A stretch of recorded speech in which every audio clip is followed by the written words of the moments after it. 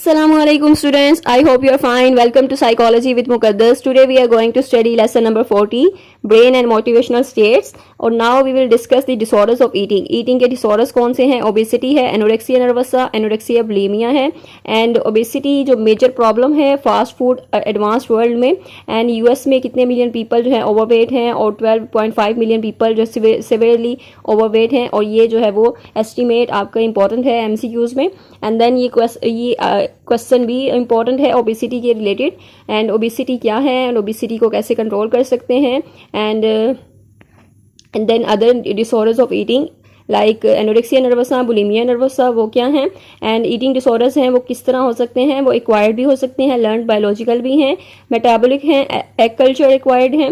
यानी कल्चर से भी आप अडॉप्ट कर सकते हैं इसको, कल्चर भी चेक कर सकते हैं, मेटाबॉलिज्म चेक करते हैं, यहाँ पर आप बायोलॉजिकल स्टेट होती है. तो चिल्ड्रन जो है उनको सिखाया भी जाता है कि उन्होंने कब ख़त्म करना है, फूड को फिनिश करना है, या ओवर ईटिंग सिखाई जाती है कभी. तो ये सारी चीज़ें हैं. एंड देन इनेट है ओबेसिटी जो है वो मेटाबॉलिक डिसऑर्डर भी है एक.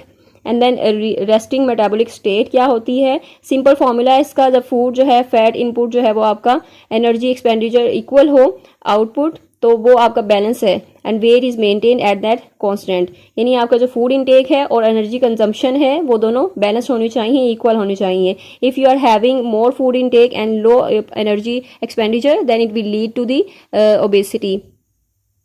सो ये जो estimate 70 to 80% of a person energy expenditure is through resting metabolism and fidgeting and maintenance of posture, muscle tone and non exercise thermogenesis. और ये इंपॉर्टेंट MCQs हैं. मेटाबॉलिज्म क्या है और रेस्टिंग मेटाबॉलिक स्टेट क्या है, and metabolism and energy needed to digest and assimilate the food.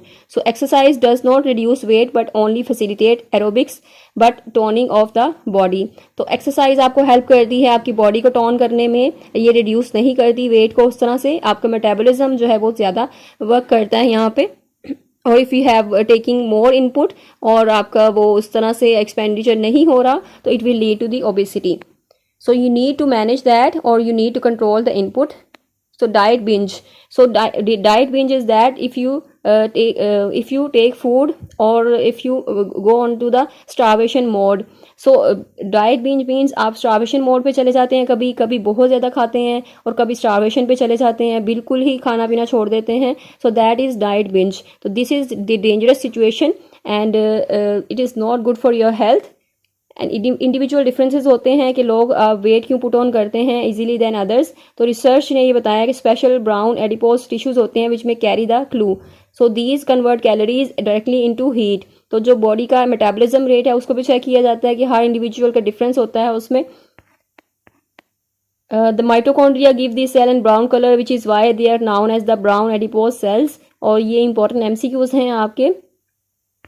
Extreme case में relevant therapy for treatment of obesity दी जाती है. और इंपॉर्टेंट है, क्वेश्चन है आपका इंपॉर्टेंट कि कौन कौन सी थेरेपी ट्रीटमेंट या ओबेसिटी के लिए दिया जाता है. जो वायरिंग है to stop the patient from eating, और इंटेस्टिनल सर्जरी है which reduces the length of the intestines और reducing the stomach size by stapling the stomach, जिसे गैस्ट्रोप्लास्टी बोलते हैं. और ये इंपॉर्टेंट MCQs में भी पूछा जाता है गैस्ट्रोप्लास्टी के बारे में, एंड दूसरी चीज़ें भी हैं.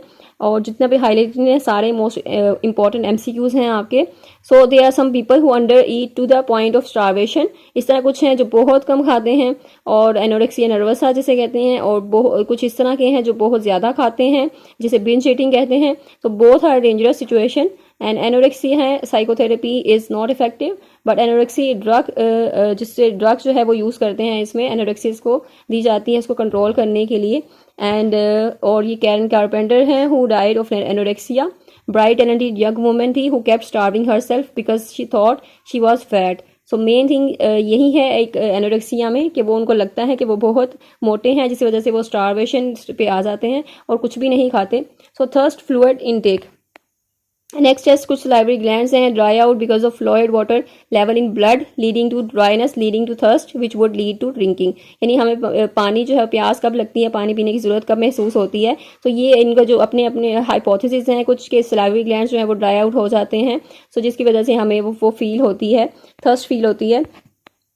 And then so what is drinking और फ्लूइड इनटेक कंट्रोल्ड बाय. और इस तरह किस तरह इसको कंट्रोल कर सकते हैं. वाटर जो है वो is lost through the lungs through skin perspiration के थ्रू होता है, लॉस होता है, किडनीज के थ्रू लॉस होता है वाटर, और आप 50 to 60% ह्यूमन बॉडी है वाटर रिसोर्सेज पे ही है mechanism to measure fluid level. और ये इंपॉर्टेंट एमसीक्यूज है कि ह्यूमन बॉडी की कितने परसेंटेज वाटर जो है वो रिसोर्सेज वाटर हैं।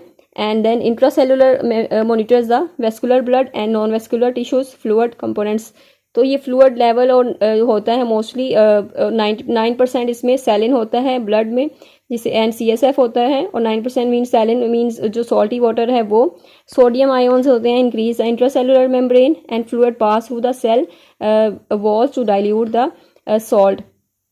सो ये मैकेनिज्म है कि फ्लूइड जो है वो इंट्रासेलुलर में अगर कम हो जाए तो इसे सेलुलर डिहाइड्रेशन बोलते हैं, and if it is lost from extra cellular compartment then it is known as hypovolemia. These are important MCQs. And then cellular dehydration and osmoreceptors. Osmoreceptor is the important question here. And the cellular dehydration कब होती है? जो intracellular fluid है अगर वो कम हो जाए then it leads to cellular dehydration. So antidiuretic hormone है ADH released by the anterior hypothalamus. तो ये जो hormones है कब रिलीज होता है? और then osmoreceptors हैं, osmoreceptors कहाँ पाए जाते हैं? लिटरल प्रीऑप्टिक एरिया ऑफ हाइपोथैलेमस में, जो कि सिग्नल को सेंड करता है through cellular mechanism and the neural systems. So there are mechanoreceptors which monitor the hypovolemia यानी extracellular dehydration को, and there are two mechanisms of thirst and both these are important for maintaining the fluid levels of the body and ensuring survival and working of the cells. So ये जो fluid जो है अगर उसका loss हो तो कौन से डिसऑर्डर हो सकता है, या फिर आप लेथार्जिक फील करेंगे, लो फील करेंगे. तो that is the energy system के if you have dehydration and then you will feel the energetic. So water is necessary to maintain your survival as well. I hope I made it clear. If you have any confusion you can ask in comment section and do share this video with other students. मिलते हैं next lecture में. Till then take care. Allah Hafiz.